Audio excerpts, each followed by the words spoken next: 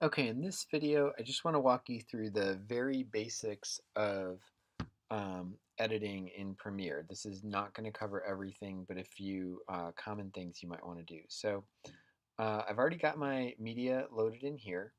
Um, and something I might want to do is to organize this a little bit. In this case, I have a small project, so it's not a huge deal. But if I'm working on a larger project where I have footage coming from different scenes or whatever, having some kind of organization is good. So I'm going to create a new bin here. The icon is like a folder, and you can think of a bin as the same thing as a folder. And I'll say this is my footage. And then all I'm going to do is just select all of those and put them in there. And then I'm going to end up making some sequences. So I'm going to make another bin and say that's for my sequences. And that'll be a good place to start. Depending on the complexity of your project, you could organize things in a lot of different ways, by scene or whatever. But we'll start with this. I'm going to go into my footage and open up my first clip I might want to use. So I'm just going to double click on it. And it shows up here in the source window. And I can play it. And this is shot in front of a green screen. Okay, so here's a little bit of footage. This was test footage from our advanced post class. What I'm going to do is just find the chunk of footage I want to use. A couple quick tips. I can always drag my playhead with the arrow here. Something that's really convenient is to put your fingers on J, K, and L, and you can use L to play forward, you can use K to pause, and you can use J to play backwards. And if you hit J or L multiple times in succession, so if I hit L a couple times, it'll play forward in fast motion. If I hit J a couple times, it'll play backwards in fast motion. So it's a handy way to kind of be able to scan your footage without having to keep relying on the mouse. Let's say I want to start my footage here. So I'm going to press I as an igloo to make an in point, IN point. That means the beginning of the clip I want to use. You'll see it highlighted it here, showing a point there, and I'll play forward to wherever I'm done using that footage, and let's say right there it looks good. I'll hit O to make an out point. Now you can see I have in gray the section of clip that I've highlighted that I want to use. You can also see it has these little indicators for me, the playhead here. This is my indicator for an in point, this is for an out point, so it's the same. If I click these two icons, that would do the same thing. So if I decide actually I want the out point here and I click this, that does the same thing. But I and O are a couple of good keyboard shortcuts to learn because every editing program uses them. Okay, so I've got this piece of clip mark now that I want to use, and since this is my very first clip, I'm going to drag it down here into the timeline, drop here to create a sequence, and you'll notice now stuff showed up here and over here. So I've now got one clip in my sequence, and you can see it created a sequence here. You'll notice the icon is different. This is a clip icon. It's showing it has picture and sound with a little bit of a film strip and some waveform. This thing that has a bunch of different tracks on it is a sequence. It means it's a bunch of video clips and stuff that have been put together rather than original footage. So I'm going to right click on this and rename it and just say this is my sequence and it's 2019 February 13th, so I'm doing this. I like to date my sequences so that I know when I was working on them, particularly on projects that I might be working on for a long time. That's really helpful.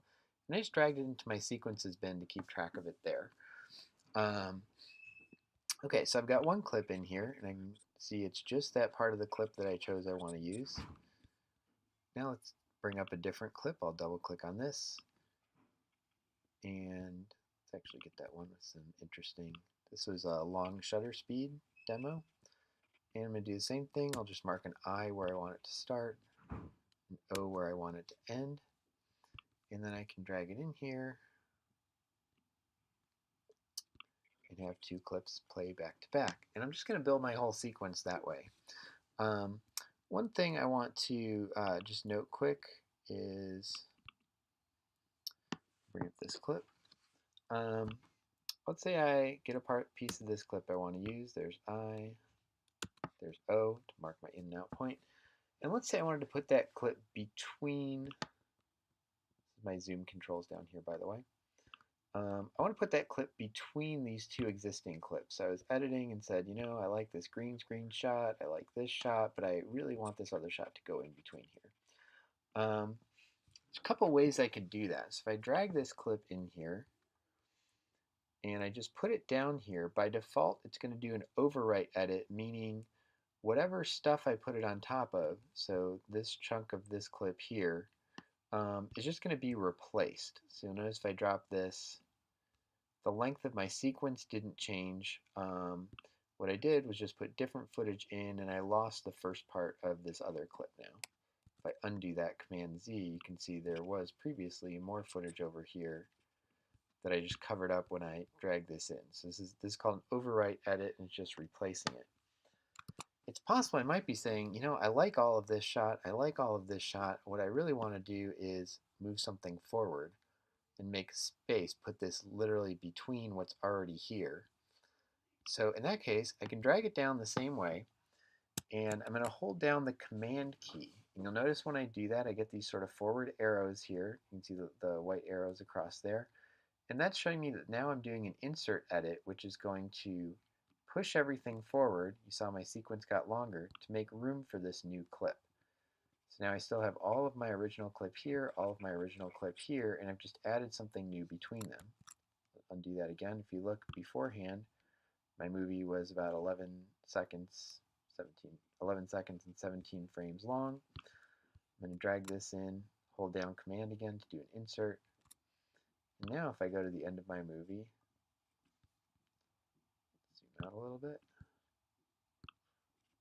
Now my movie is 15 seconds and change long. So I've actually made the movie longer by adding that in between. I can do the same thing, by the way, if I were to, let's say, take this clip and grab it and drop it back here. It's just going to replace what was already there. Let's zoom in a little bit so we can see that. If I take this clip and drag it, I can replace what was already there. Undo that. If I do the same thing, and I'm holding down Command again, I'll again see those little white forward arrows showing me I'm actually going to shove stuff out of the way. And you'll see what happened there was it left this hole, shoved everything forward, and kept everything that was there. So several different ways we can do things. A couple other quick tricks on our editing basics. One is your razor blade tool. Shortcut is C. I can select it here. And this is just if I want to cut up a clip. So let's say I want to make this clip into 2 pieces. I can just click the razor blade, and now it's in 2 pieces. Now right now this clip will still play perfectly normally. And that weird effect is because that was a long shutter speed. That's not because I just put the cut in there. It's just the way the clip looks. You can see these other clips are playing normally. So it still looks perfectly normal because I haven't done anything, but I've given myself now the ability to move the front and back half of it kind of independently of each other, so I could move things around differently if I wanted to. And the other thing I want to show you is this tool here, this thing that says Ripple Edit Tool.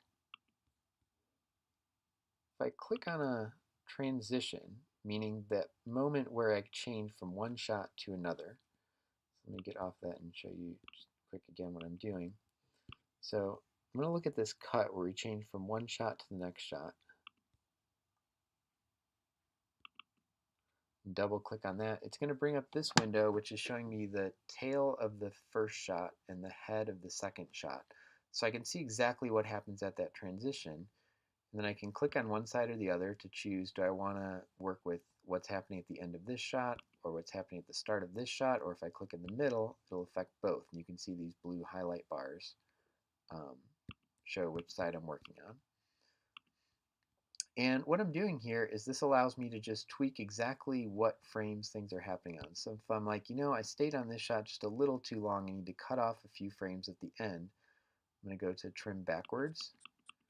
And it's cutting off frames, and if you watch down here as I'm doing that, that shot is actually getting shorter. I'm cutting bits off at the end of it. And let's say this shot, same thing. I came in just a little bit early, so I want to cut off some frames at the beginning. In this case, you might think I want to use the -1 because I'm trying to cut frames off, but this really has to do with what direction I want the cut to move. So in this case, if I look down here, I'm actually working on the end point of this shot. I'm working at where it starts. So if I want to cut things off, I want to actually move my cut this way, closer to the end, shorten the shot. So in this case, to cut things off, I'm going to use the plus, which is trim forward. So I'd encourage you to think about the plus and minus in terms of direction you're moving, pluses to the right, minuses to the left, rather than as an actual adding or subtracting. So I'll just do some frames here, and you can see I'm now starting that shot in a little bit later. This got a little bit shorter. So I went a little too far. I'll back up a couple frames and say that looks great. And then I could just go back to my arrow tool and click somewhere else, and I get out of that, and I'm back to my regular editing. And those are the basics of editing. There's obviously a lot more detail to this, but the general principle is setting ins and outs, getting clips into the timeline, and then once they're in there, you can move them around to select where they're going. A couple of other just useful things to point out are up here in this little section of icons.